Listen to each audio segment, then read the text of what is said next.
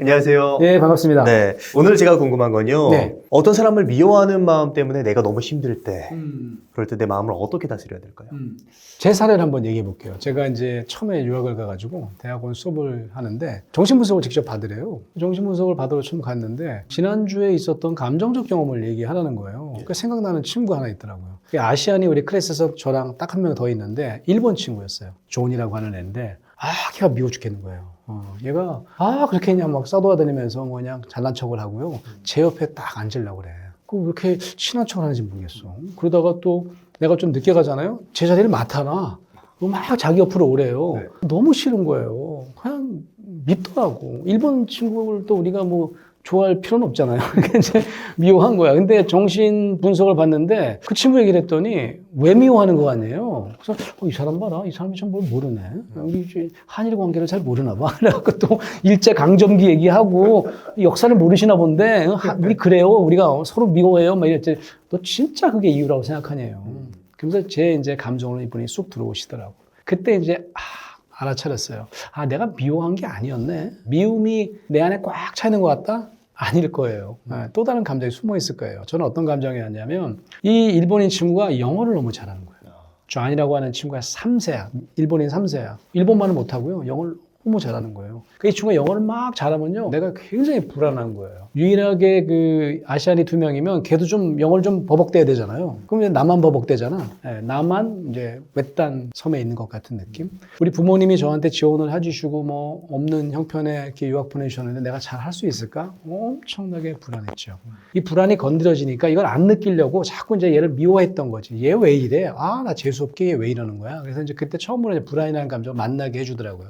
정신분석가가 했던 것 중에 하나가 뭐냐면 그 불안을 느껴도 된다는 거예요.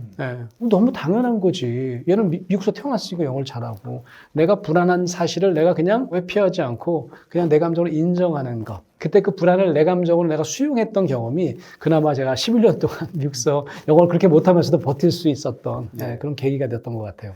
그럼 여기서 좀 궁금해지는 게 우리는 보통 사람들을 미워할 때 왜 미워할까요? 그러니까 뭐 여러 가지 이유가 있을 것 같아요. 이제 우리가 부부 상담을 해보면 부부 상담에 와서 다 똑같이 얘기를 해요. 내가 이 사람을 싫어한다고 그래요. 보통 우리가 상담할 때 그런 얘기를 하면 저는 그런 얘기를 꼭 드려요. doing과 being을 혼돈하지 마세요. 상대방의 어떤 행동이 나를 건드려요. 내 어떤 과거의 상처를 건드려요. 흔한 예로 그 사람의 말투가 옛날에 내가 크게 상처를 입은 사람의 말투와 굉장히 비슷했어. 그럼 어떻게 되겠어요? 내가 갑자기 이거를 내가 방어해야 되기 때문에 상대방에게 화도 내고 상대방을 미워할 수밖에 없게 되는 거죠. 그러면 그걸 찾아내고 그때 상처 기억을 내가 다시 꺼내서 이걸 어루만지는 게 훨씬 더 중요한 수순이다. 그래서 내가 상대방의 doing과 being을 혼돈하게 되면 내가 그게 건드려진 걸 생각 안 하고 저 인간 때문이라고 생각하는 거죠. 모든 것을 저 사람 탓으로 돌리는 거지. 그러니까 그 사람의 전 존재가 갑자기 나에게 나쁜 사람, 나랑은 상종할 수 없는 사람, 이렇게 어떤 극단적인 선택과 결정을 하게 만든다라고 하는 겁니다. 결국에 상대방을 미워하는 그 마음이 드는 건 내 안에 어떤 상처난 부분이 건드려지기 때문에 거죠. 네. 그 사람을 전체를 확대 해석해서 싫어하게 되는 그런 결과로 나타나게 되는 그렇죠. 거네요. 전 존재를. 내 마음을 어떻게 잘 다스리고 그리고 내 상처난 부분이라는 걸 좀 어떻게 인지할 수 있을까요? 그러니까요. 이게 참 어려운 과제인데, 그러니까 꼭 상담을 받지 않더라도 우리 개인이요, 우리 안에 있는 이제 나쁜 감정이라고 생각하는 감정들이 우리 감정의 다가 아니에요. 근데 우리가 늘 힘들게 사는 이유는 뭐냐면 내 안에 이제 꽉 차 있는 수치심이 내 감정의 전부라고 생각을 해요. 그런데 이 감정이 자꾸 이렇게 내가 꺼내놓지 않고 숨기려고만 하면 건드려지는 경우가 있습니다.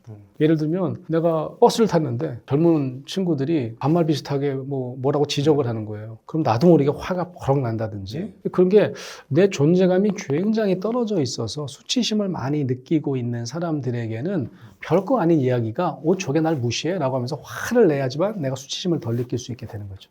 그래서 내 안에 있는 감정이 여러 가지 감정이 있는데 그 감정 중에 어떤 하나라도 내가 숨기고 내가 안 느끼려고 하면 내 마음은 굉장히 유연성을 잃게 된다. 그래서 이제 우리 마음을 다스린다고 하는 거는 우리 안에 굉장히 많은 감정이 있다는 거. 미움으로 우리가 꽉 차 있다? 그래서 사실이 아니에요. 그 미움은 여러 감정 중에 하나예요. 그래서 그 미운 감정이 사실 내 수치심을 지금 방어하려고 상대방에게 표출되는 거라고 한다면, 사회를 향해서 표출된 거라고 한다면 그걸 내가 다 알아차리는 게 굉장히 중요하다라고 하는 거죠. 과거에 상처가 큰 사람들이 있어요. 그래서 이제 수치심이 굉장히 큰 사람이 있습니다. 상담에서 이제 그분에게 스스로 좀 알아차릴 수 있게 도와주려고 하는 요소는 어떤 요소냐면 과거의 내 경험이 지금의 나랑은 달라요. 근데 우리가 착각을 합니다. 과거의 나의 경험이 지금 내 모든 것을 지금 관장하고 있다 생각해요. 사실이 아니에요. 그러니까 이미 나는 그걸 이제 지나간 과거 속의 경험이에요. 그럼 어떻게 해야 되느냐? 그 경험을 지금이라도 꺼내서 내가 충분히 애도할 건 애도하고 상담을 통해서 그거를 잘 내가 풀어내야 된다는 거지. 내가 그냥 꽁꽁 숨기고 묻어둬서는 오히려 이것 때문에 상대방에게 미움으로 표출되는 경우가 더 많아질 수 있다라고 하는 겁니다. 이게 어떻게 보면 아픈 동물을 만지려고 하면 카악질을 하거나 싸납게 공격할 듯이 하잖아요. 맞아요. 사실 그거는 몸이 아파서 불안해서 그런 건데 맞습니다. 이게 인간도 마찬가지인 것 같아요. 맞습니다. 예. 그러니까 내 안에 있는 상처를 내가 숨기지 않고 꺼내놓을 사람이 있으면 좋은데 아무것도 내가 안 꺼내놨어요. 그럼 어떤 이제 우리 시스템은 이런 생각을 갖게 된다는 거죠. 내가 이거를 발각되는 순간 내 시스템은 무너질 거야. 그러니까 한 사람이라도 들키면 안 되는 거지. 근데 사실 그럴 필요가 없는 거거든요. 나의 약한 상처도 끊어놓을 수 있어야지 되는 거고. 근데 그럴 때 상대방뿐만 아니라 나도 건강해져요. 왜냐하면 내가 그걸 알아차리거든요. 내가 우리 최 대표님에게 내 부끄러운 상처를 꺼내놨더니 최 대표님이 뭐 그런 거 같고 그래. 그럼 도움이 안 될 수도 있겠지만 그랬었구나 라고 이제 충분히 너를 이해할 수 있게 됐어 라고 하면 내가 안 무너지네? 내가 무너질 줄 알고 내가 그 얘기를 하면 난 너랑 안 놀 거야. 창피해 죽겠어. 이렇게 안 하시는 걸 내가 경험하게 되잖아요. 그러니까 내 마음이 달라지는 겁니다. 유연성이 생기는 거고 막 그냥 이거를 숨겨야만 된다는 어떤 그런 아주 굉장히 강경한 태도에서 좀 유연성을 가지게 되겠죠. 그럼 내가 한 명에 더 얘기해 볼까? 그래서 이제 상담이라고 하는 건 전문가에게 처음으로 얘기를 한 다음에 이걸 이제 단계 삼아서 다른 사람에게 의해도 안전감을 경험하게 하는 경험을 넓혀가는 거지. 그러면서 정말 내가 화해하고 싶은 사람, 내가 내 진짜 감정을 꺼내놓고 싶은 대상에게 그걸 꺼내놓으면서 결국은 내 마음의 평정을 찾아가는 과정이다. 이렇게 생각하시면 될 것 같아요. 그렇다면 누군가를 미워하는 마음이 들 때 이런 행동은 안 하는 게 좋다라고 할 만한 게 어떤 게 있을까요? 우리가 가장 많이 하는 것 중에 하나가 뭐냐면 빨리 우리가 판단을 하는 거예요. 그래서 이제 제가 늘 하는 얘기가 상대방을 빠르게 판단할 때 상대방에게 항상 뭘 얘기하냐면 너는 나랑 안 맞는 사람이야. 그래서 나는 결론을 내렸어. 우리가 너무 빨리 판단을 할 때가 언제냐 하면 내가 안에 있는 감정을 다뤄야 될 때 갑자기 생각으로 가가지고 생각한테 얘기를 해요. 이 사람 아니라고. 나쁘다고. 그러면 사실은 미움의 감정이 결국 어떤 것으로 이제 번지게 되냐면 좀 비합리적인 결정. 그래서 결국은 그 사람과 완전히 돌이킬 수 없는 막말도 하게 되고 그렇게 되는 거죠. 그래서 해외에서요, 이런 경우가 있더라고요. 제가 캘리포니아에서 상담을 한 적이 있는데 이혼한 다음에 얼마 안 돼서 찾아와요. 그래서 그걸 이혼 후 상담이라고 해요. 이혼 후 상담이요? 이혼 전에 와야 되잖아.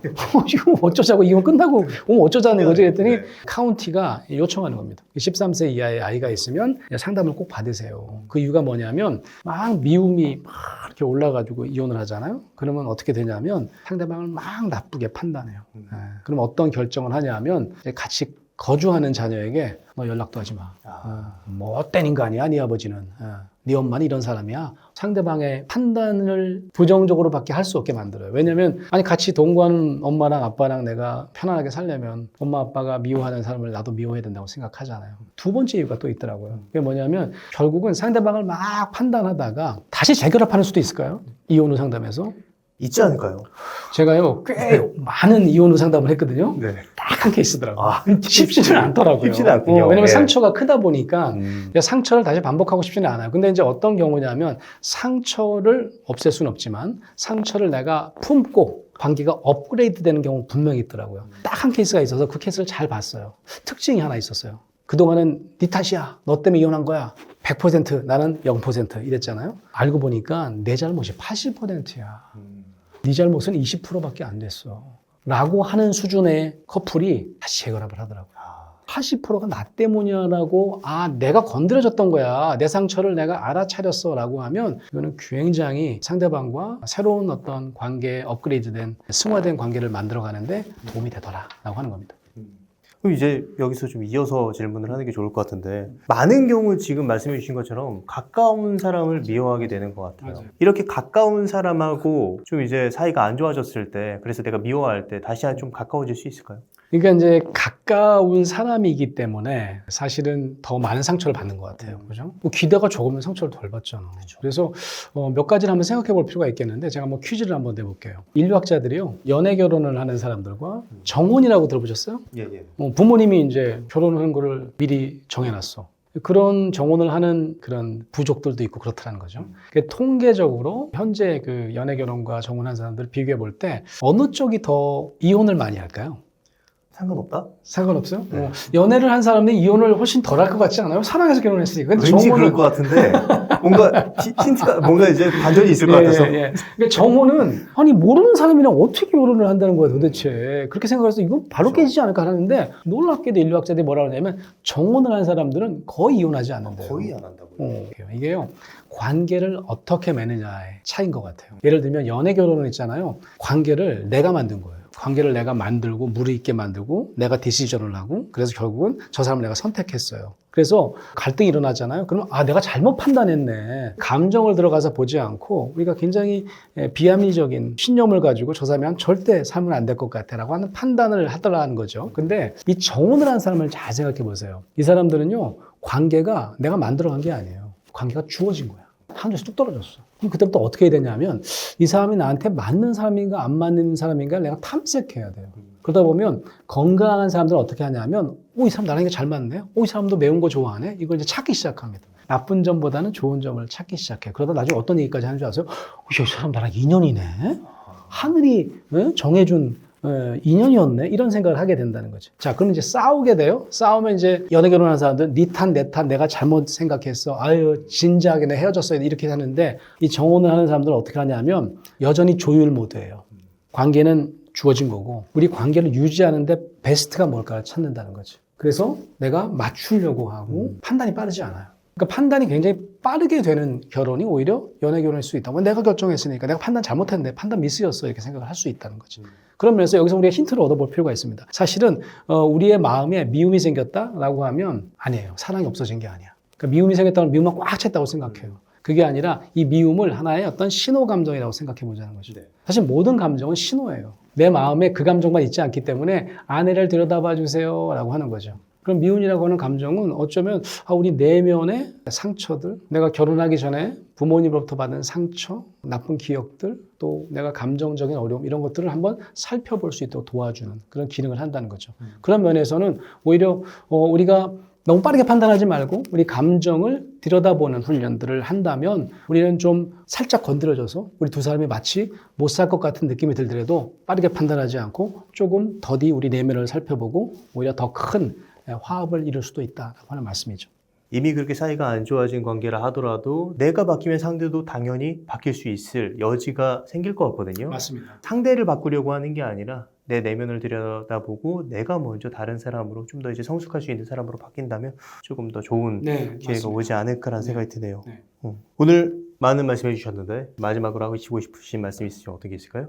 인사이드 아웃이라고 하는 영화를 보시면요. 거기 이제 5가지 인간의 기본 감정을 소개를 해요. 거기 보면 우리가 생각할 때 다 나쁜 감정밖에 없어요. 딱 하나 좋은 감정은 조이, 기쁨이에요. 우리 기본 감정은요. 좋은 감정만 있지 않아요. 나쁜 감정이 훨씬 더 많아요. 우리가 좋은 감정만 갖고 살려고 하는 것 자체도 망상이지만 더 중요한 건 뭐냐면 나쁜 감정이 느껴지면 기회를 삼으셔야 돼요. 그 감정만 있는 게 아니라 우리 안에 다양한 감정들이 그 안에서 마치 오손도손 살고 있는데 지금 어떤 면에서 밸런스를 지금 잃어버리고 있다 생각하셔서 미움이라고 하는 감정도 걱정하지 마시고 이거는 내 안의 마음 전체를 살펴보라는 시그널이구나 라고 생각하시고 여러분의 마음을 좀 이렇게 전체적으로 살펴보고 치유할 수 있는 기회로 삼으시면 어쩌면 미움을 느끼는 순간이 여러분의 골든타임일 수 있다는 말씀 드리고 싶어요.